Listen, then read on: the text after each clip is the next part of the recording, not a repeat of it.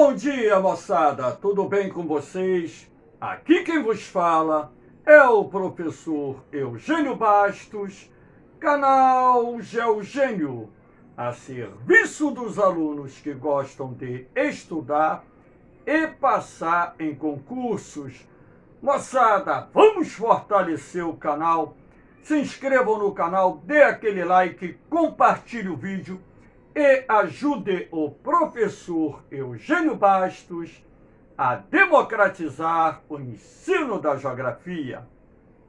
Moçada, no nosso encontro de hoje, irei falar sobre a geopolítica da Rússia, um tema de grande relevância para o concurso da SpaceX e também para concursos de vestibulares.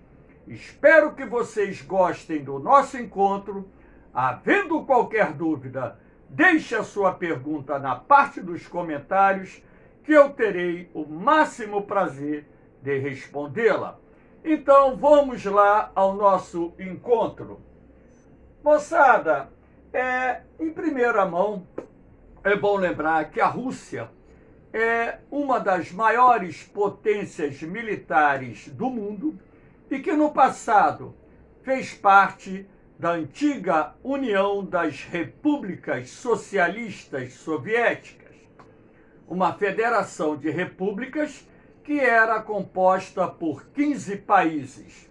No início da década de 1990, houve o desmembramento da União Soviética, ou seja, o país deixou de existir e a Rússia, a principal república da União Soviética, herdou o poderio bélico nuclear da antiga União Soviética e passou a ser o principal ator dentro do contexto geopolítico no continente asiático, até que a China conseguisse emergir como uma grande potência mais recentemente. Então, hoje podemos dizer que dentro do continente asiático existem duas grandes potências militares, a Rússia e a China. Lembrando ainda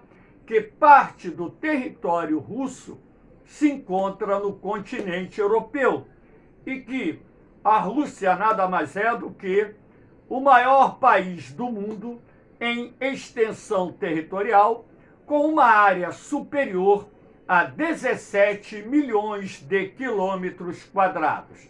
Então, dentro desse contexto, eu irei analisar aqui alguns aspectos da geopolítica da Rússia que é de grande importância para que nós possamos entender melhor esse tabuleiro de xadrez que envolve a geopolítica mundial. Então, nada melhor do que essa imagem aqui do presidente Vladimir Putin, que tem sido, a partir da década de 1990, a principal figura política da Rússia, já tendo governado o país por diversos anos e sendo, na atualidade, o presidente da Rússia. Então, vamos analisar esse contexto geopolítico da Rússia, abordando alguns temas considerados por mim de grande relevância. Então, aqui nós temos a organização do Tratado de Segurança Coletiva, OTSC, que foi criado pela Rússia em 1992, sendo constituído na atualidade por 6 países: a Rússia, a Armênia, Quirguistão, Tadjiquistão, Belarus e Cazaquistão.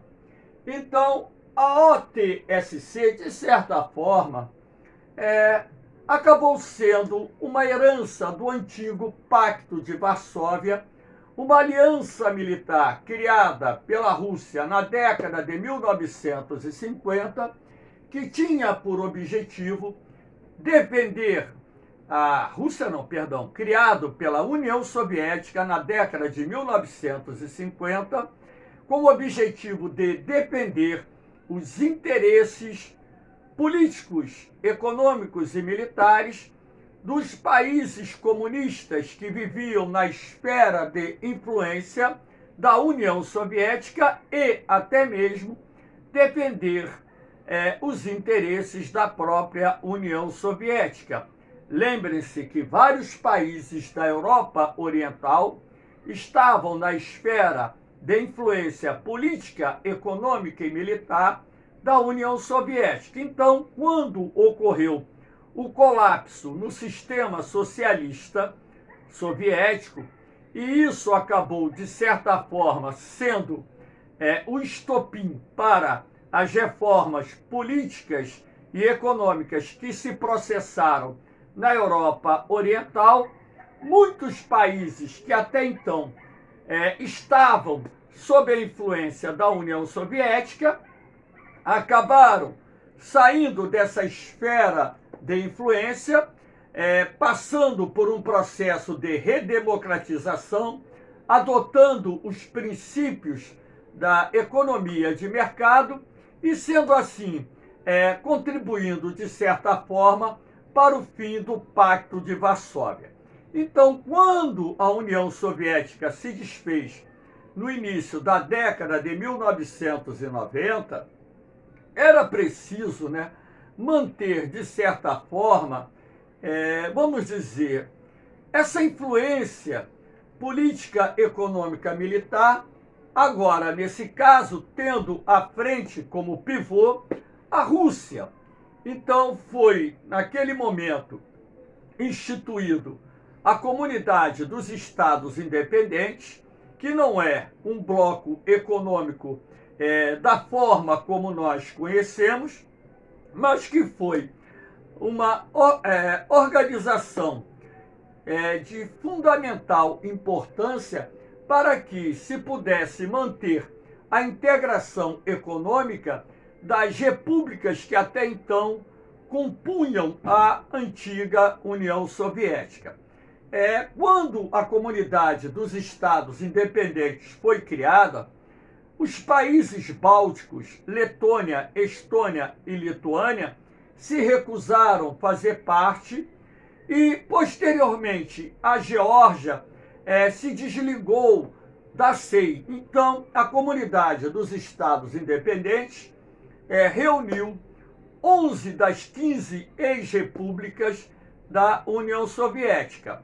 E, mais recentemente, a Ucrânia ela acabou também se desvinculando da Comunidade dos Estados Independentes, até mesmo porque inicia-se uma trajetória de atrito entre o governo ucraniano e o governo da Rússia, e dessa forma a Ucrânia ela vai se desligar da Comunidade dos Estados Independentes e hoje a CEI ela é constituída por 10 das 15 ex-repúblicas que compunham a União Soviética.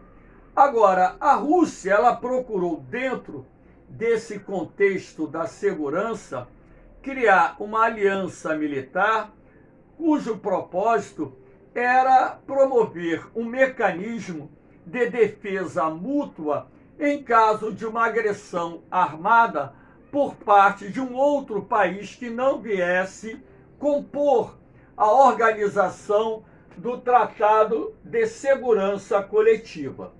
Então, claro que é uma aliança militar muito menos importante do que a OTAN, a Organização do Tratado do Atlântico Norte, mas como tem a Rússia como grande potência militar dentro desse contexto, há de se convir que mesmo sendo composta por um pequeno número de membros, a Organização do Tratado de Segurança Coletiva, a OTSC, ela tem um poder bélico bastante representativo e que, de certa forma, inclusive, pode fazer frente à própria Organização do Tratado do Atlântico Norte.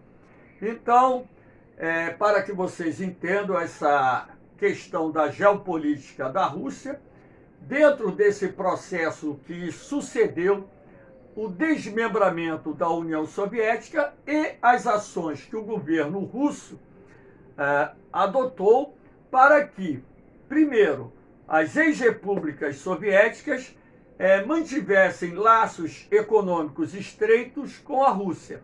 Em segundo lugar, que se pudesse criar uma aliança militar que dependesse não só os interesses da segurança nacional de cada país que viesse participar dessa aliança militar, assim como demonstrar um poder de força à organização do Tratado do Atlântico Norte, que já se encontrava em plena expansão na Europa Oriental. Inclusive, algumas das ex-repúblicas que faziam parte da União Soviética, como Estônia, Letônia e Lituânia, ingressaram na OTAN, desagradando o governo da Rússia.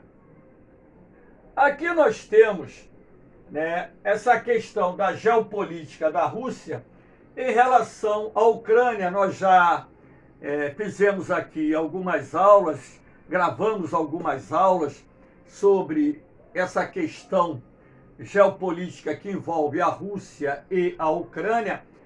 Portanto, essa aula não é específica sobre esse tema, mas é preciso também relembrar a estratégia geopolítica da Rússia em relação à Ucrânia. Então, essa problemática que envolve a Ucrânia e a Rússia, que culminou com o início de uma guerra no dia 24 de fevereiro de 2022, se deve, em primeiro lugar, aos distúrbios que ocorreram na Ucrânia no final de 2013, que culminaram com a queda do governo pró-russo. A oposição ao presidente ucraniano, Viktor, ele acabou pressionado por essa oposição, que o levou a perder o seu mandato e se refugiar em território russo, ou seja, ele foi para o exílio na Rússia. Agora, o problema da Ucrânia é que parte do território ucraniano possui uma população de descendência russa, ou seja, de nacionalidade russa, muito grande, como acontece na região de Donbás e também na região da Crimeia, que é essa parte vermelhinha aqui. Então, em 2014, o que aconteceu? A Crimeia foi anexada à Rússia, depois da decisão do parlamento da Crimeia em declarar sua independência da Ucrânia e solicitar a sua incorporação à Federação Russa, o que foi consumado no parlamento russo. E o governo russo veio, durante esse período, apoiando os movimentos separatistas que atuam na região de Donbás, principalmente em Donetsk e Luhansk.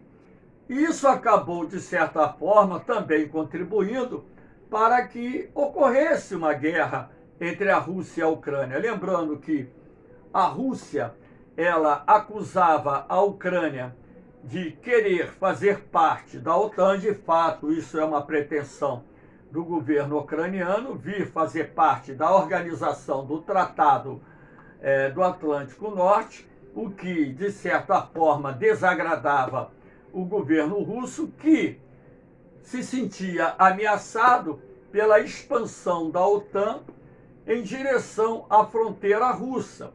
Além disso, o governo do presidente Vladimir Putin alegou que o nazismo estava em franco crescimento na Ucrânia e que era preciso conter o crescimento dos grupos nazistas ou neonazistas em território ucraniano, e alegando também, inclusive, questões históricas, afirmando que os povos da Rússia e da Ucrânia descendem da mesma origem.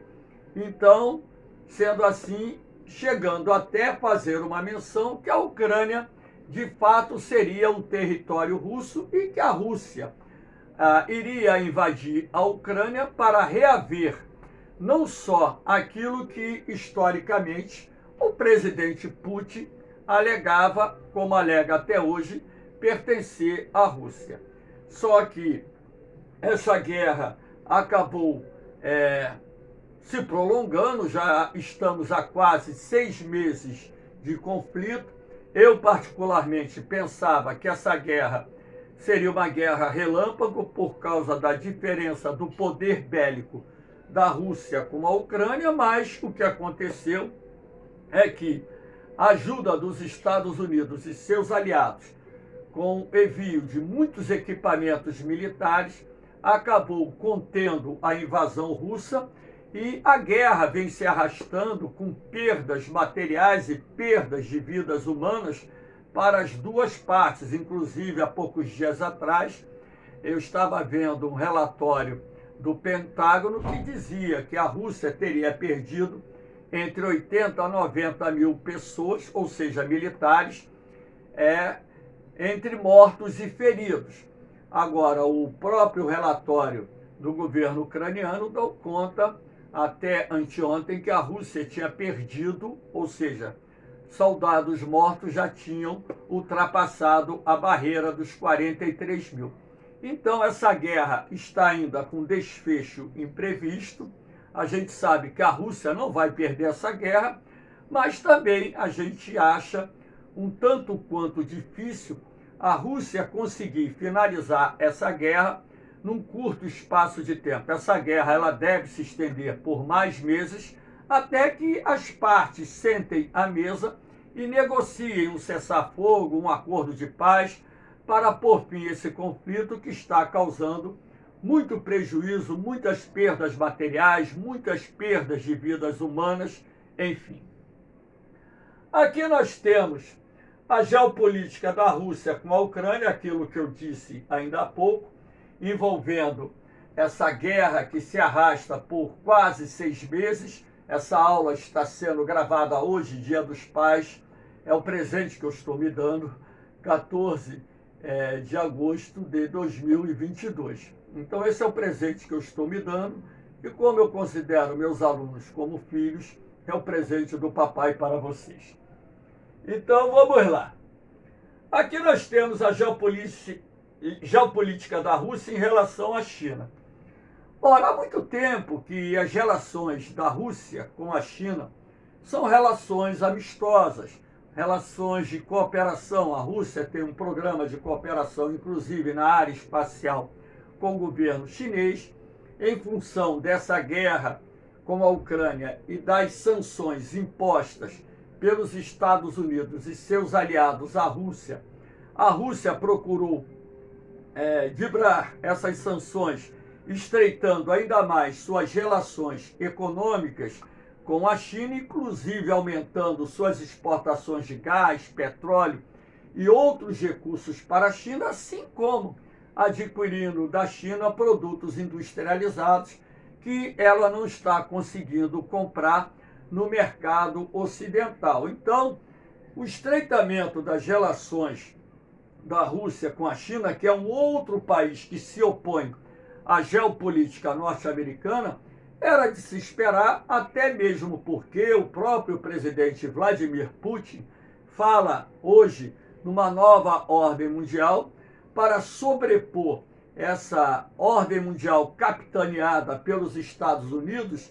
e seus principais aliados da Europa, que são potências ocidentais, e o próprio presidente russo acusando os Estados Unidos e seus principais aliados de quererem manter o mundo sobre o seu domínio, sobre o seu controle político, econômico e militar, e que a Rússia, a China e outros países em desenvolvimento estão construindo uma nova ordem justamente para minar esse poder político, econômico, militar dos Estados Unidos e seus principais aliados.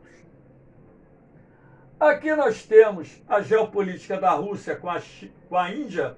Então aqui nós temos o encontro do Putin com o primeiro-ministro da Índia, e a Rússia e a Índia mantêm relações econômicas, políticas, diplomáticas há muito tempo. A Rússia, inclusive, é um dos principais fornecedores de armas para a Índia há muito tempo, que a Índia adquire equipamentos militares da Rússia. Eles têm uma cooperação na área militar, inclusive com transferência de tecnologias militares para a Índia. A Índia é um importante país do BRICS, também uma economia emergente que está numa trajetória de crescimento bastante significativo. Então, se você pegar, né, a Índia e a China juntas, nós teríamos aí algo próximo a 40% do mercado consumidor mundial. Então, a partir do momento em que a Rússia ela vai buscando alternativas para driblar as sanções econômicas impostas pelos Estados Unidos e seus aliados e vai fechando parcerias mais estreitas com os governos da China, da Índia, ela vai costurando acordos comerciais interessantes, acordos de cooperação econômica interessantes do lado asiático, que é o lado em que a Rússia ela pode encontrar nesse momento uma válvula de escape para justamente minar os efeitos das sanções econômicas impostas pelos Estados Unidos e seus aliados. Inclusive, a Rússia ela fechou o segundo trimestre de 2022 com uma recessão na casa dos 4%. Até acreditava-se que essa recessão seria mais profunda em função das sanções impostas à Rússia.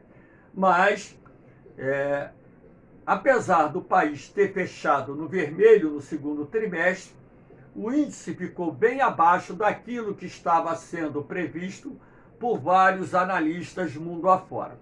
Isso se deve à rapidez com que o governo russo tem fechado parcerias na área comercial e também à geopolítica da Rússia em procurar estreitar suas relações políticas e econômicas não só com países do continente asiático. A Índia é um importante parceiro da Rússia, o fluxo comercial entre os dois países cresceu de forma significativa agora nos últimos meses, porque tem sido considerado para os russos como vital, justamente para fugir essas sanções que estão sendo impostas à Rússia em função de ter invadido o território ucraniano. Apesar da Índia e a China terem algumas áreas divergentes, áreas de conflito, né, a Rússia ela separa essa questão procurando manter boas relações políticas e econômicas com os dois países. Aqui nós temos, por exemplo, a geopolítica da Rússia com a Venezuela. A Rússia é um importante parceiro econômico da Venezuela, um país que também vem enfrentando grandes sanções econômicas impostas pelos Estados Unidos e seus aliados.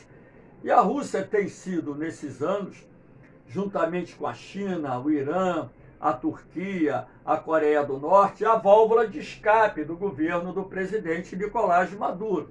Então, a Rússia tem ajudado economicamente e militarmente a Venezuela, através, inclusive, de vendas de armamentos para o exército bolivariano. E dessa forma, né, os dois governos eles costuraram, né, alianças em várias áreas que têm permitido, inclusive, a Venezuela a vencer esse momento de grande turbulência. Inclusive, hoje se fala em milagre econômico da Venezuela e parte desse milagre econômico está intimamente ligado a essa cooperação que a Rússia tem com o governo do presidente Nicolás Maduro. Um minuto. O espirro do dia. Quase toda aula eu estou espirrando. Rapaz, é o espirro. Aqui nós temos, né, a geopolítica da Rússia com os Estados Unidos desde a época da Guerra Fria. Lembrando que a Rússia é herdeira da União Soviética dentro desse contexto da disputa com os Estados Unidos, né? Os dois países, apesar de terem vivido um momento de relativa tranquilidade na década de 1990, posteriormente, né, a percepção do governo russo em relação à questão geopolítica norte-americana de dominação política, econômica e militar, levou o governo russo a, novamente, operar como um importante ator de enfrentamento desses interesses norte-americanos. Então, existem várias áreas de atrito envolvendo a Rússia e os Estados Unidos. Você tem a questão, por exemplo, da Síria, o governo russo apoiando o presidente Bashar al-Assad, o governo norte-americano e seus aliados apoiando os rebeldes que lutaram para derrubar o presidente Bashar. Você tem a questão antagônica da Ucrânia, os Estados Unidos ajudando o governo do presidente Zelensky a enfrentar o exército russo que invadiu parte do território ucraniano. Então nós temos área de atrito também lá do lado asiático, com a Rússia apoiando a China e, de certa forma, a Rússia também apoiando a Coreia do Norte contra os interesses norte-americanos na região. Os Estados Unidos, por exemplo, dando apoio ao governo de Taiwan, dando apoio histórico ao governo da Coreia do Sul, dando um forte apoio ao governo do Japão. Então, existem diversas áreas de atrito no campo geopolítico envolvendo interesses norte-americanos e interesses russos. Então, eu sempre disse, desde a época em que nós passamos a falar sobre o final da Guerra Fria, que a Guerra Fria ela não teria acabado. Ela assumiu uma outra conotação. Deixou de ser meramente aquele conflito de natureza ideológica, socialismo versus capitalismo, e passou a ser um conflito basicamente pautado nos interesses econômicos das grandes potências. Então, nesse caso aí que nós estamos falando da geopolítica russa, os interesses econômicos dos Estados Unidos e da Rússia. Então, a questão geopolítica, ela se amarra nesse posicionamento dos interesses econômicos. A questão militar é uma questão de suporte, porque o que norteia, na verdade, a política internacional das grandes potências são os interesses econômicos, a construção de alianças, tanto na área econômica como na área militar, para conter os seus rivais ou os seus eventuais inimigos. Então é isso que a gente tem que entender dentro desse contexto da geopolítica. Você tem também a geopolítica norte-americana, com a questão do embargo econômico a Cuba, a Rússia apoiando também o governo cubano. Então você tem várias áreas de atritos que envolvem questões políticas antagônicas entre Estados Unidos e Rússia, que mantém essas duas grandes potências militares em rota de colisão. É uma colisão que não vai desencadear uma guerra, porque a gente sabe que uma guerra entre essas duas potências iria se transformar num conflito nuclear. O uso de armas de destruição em massa levaria provavelmente à extinção da vida humana em nosso planeta. Aqui nós temos essa imagem do presidente Vladimir Putin, aqui algumas bandeiras dos países que apoiam o governo do presidente Vladimir Putin. Aqui a bandeira de Cuba, aqui a bandeira da Síria, a bandeira da China, a bandeira da Venezuela e por aí vai. Então, para que vocês possam também ter a plena noção de que a Rússia ela tem alianças costuradas na Ásia, na América, na África e na própria Europa Oriental. Alguns países mantêm algum tipo de vínculo com a Rússia, como, por exemplo, a Bielorrússia, que tem, inclusive, um estreito laço político, econômico e militar com o governo da Rússia. Valeu, moçada! Espero que vocês tenham gostado do nosso encontro. Aqui eu estou deixando mais uma vez meus grupos lá do Facebook, onde eu disponibilizo meus PDFs para que vocês possam estudar. Matéria, bancos de questões, provas comentadas, tudo para auxiliar vocês sem custo nenhum, porque o canal Geogênio trabalha pela democratização do ensino da geografia, não é um canal monetizado, não tem fins lucrativos, apenas um canal voltado a oferecer, dentro das minhas possibilidades, um recurso para que vocês possam melhorar o rendimento dos concursos. Moçada, um abraço aí para quem tem os pais vivos, né? Feliz Dia dos Pais para vocês. Um beijão no coração, um forte abraço. Fiquem com Deus. Eu vou, mas eu volto, hein? Fui!